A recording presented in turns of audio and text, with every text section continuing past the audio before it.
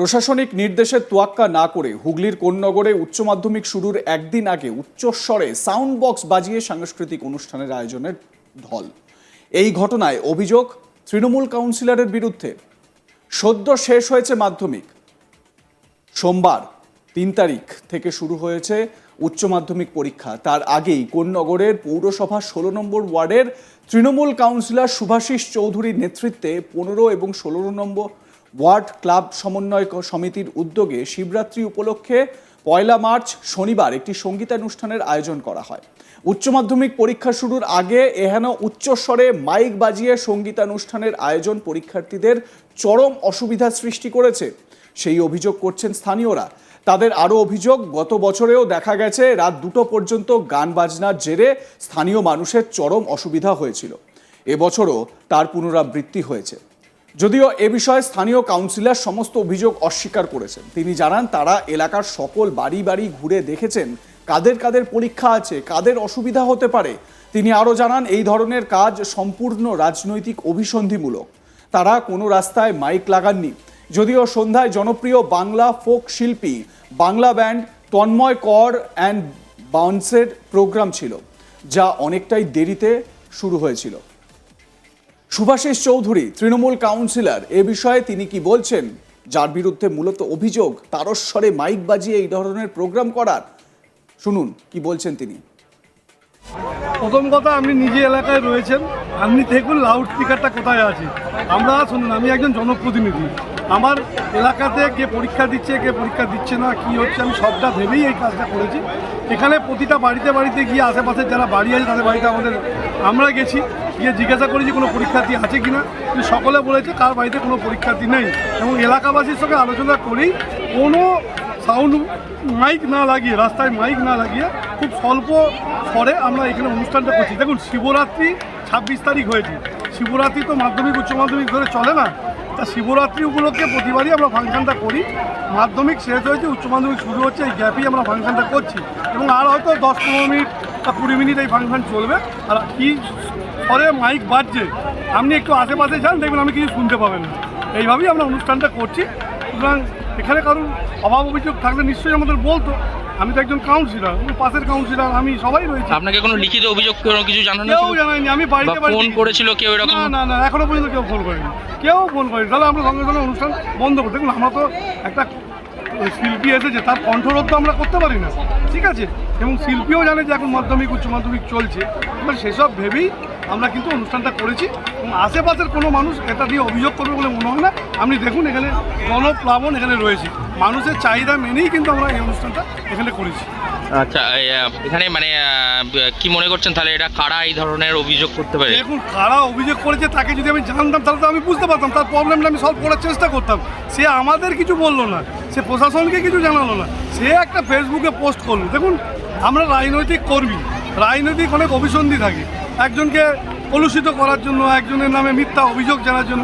আপনি বলুন, আমাকে প্রমাণ দেখান যে এলাকার কোনো মানুষ যদি অভিযোগ জানায় তাহলে বলুন, আমি নিশ্চয়ই সেই ব্যবস্থা নেব।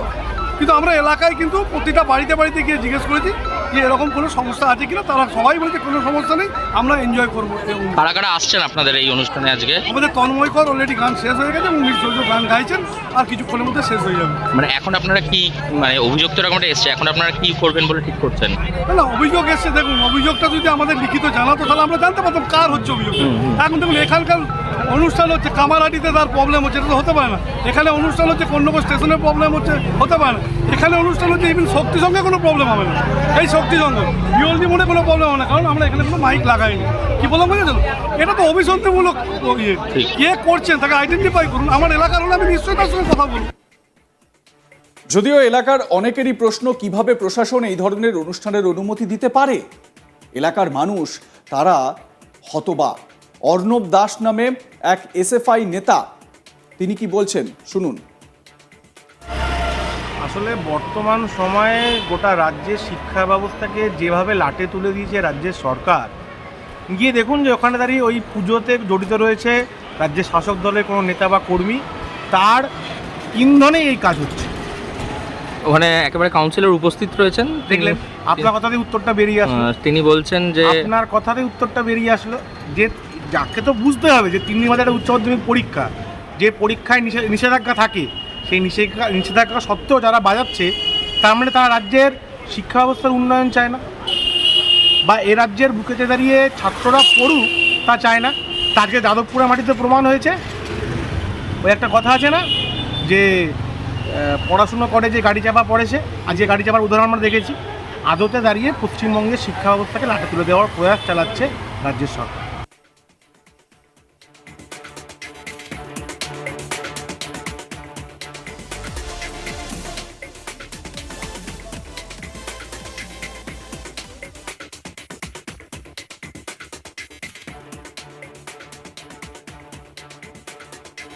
হুগলির কোন নগরের এই প্রোগ্রাম দেখতে পাচ্ছেন, এই প্রোগ্রাম মাইক না বাজিয়ে কি করা সম্ভব?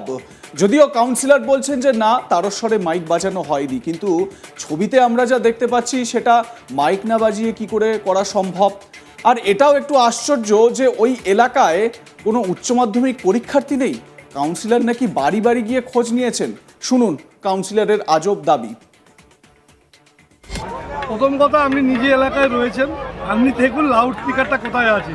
আমরা শুনুন, আমি একজন জনপ্রতিনিধি, আমার এলাকাতে কে পরীক্ষা দিচ্ছে কে পরীক্ষা দিচ্ছে না কি হচ্ছে আমি সবটা ভেবেই এই কাজটা করেছি।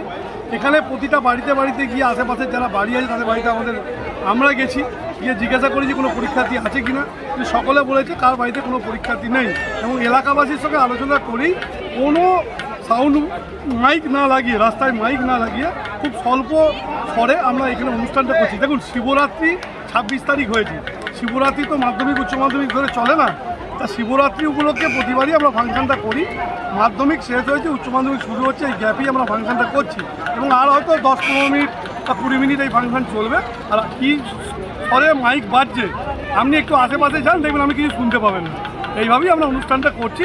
সুতরাং এখানে কারণ অভাব অভিযোগ থাকলে নিশ্চয়ই আমাদের বলতো। আমি তো একজন কাউন্সিলর, পাশের কাউন্সিলর, আমি সবাই রয়েছি। আপনাকে কোনো লিখিত অভিযোগ কিছু জানানো কেউ জানায়নি, আমি বাড়িতে ফোন করেছিল কেউ এরকম? না না না, এখনো পর্যন্ত কেউ ফোন করেনি, কেউ ফোন করেনি। তাহলে আমরা সঙ্গে সঙ্গে অনুষ্ঠান বন্ধ করি। দেখুন, আমরা তো একটা শিল্পী এসেছে, তার কণ্ঠরোধ তো আমরা করতে পারি না, ঠিক আছে? এবং শিল্পীও জানে যে এখন মাধ্যমিক উচ্চ মাধ্যমিক চলছে। এবার সেসব ভেবেই আমরা কিন্তু অনুষ্ঠানটা করেছি, এবং আশেপাশের কোনো মানুষ এটা নিয়ে অভিযোগ করবে বলে মনে হয় না। আপনি দেখুন, এখানে গণপ্লাবন এখানে রয়েছে, মানুষের চাহিদা মেনেই কিন্তু আমরা এই অনুষ্ঠানটা এখানে করেছি। আচ্ছা, এখানে মানে কি মনে করছেন তাহলে এটা কারা এই ধরনের অভিযোগ করতে পারে? দেখুন, কারা অভিযোগ করেছে তাকে যদি আমি জানতাম তাহলে তো আমি বুঝতে পারতাম, তার প্রবলেমটা আমি সলভ করার চেষ্টা করতাম। সে আমাদের কিছু বললো না, সে প্রশাসনকে কিছু জানালো না, সে একটা ফেসবুকে পোস্ট করলো। দেখুন, আমরা রাজনৈতিক কর্মী, রাজনৈতিক অনেক অভিসন্ধি থাকে। এ বিষয়ে আপনাদের মতামত কি জানাতে থাকুন, দেখতে থাকুন আজ তাক বাংলা। সাবস্ক্রাইব করুন আমাদের ইউটিউব চ্যানেলটি, বেল আইকন প্রেস করুন নোটিফিকেশন পেতে।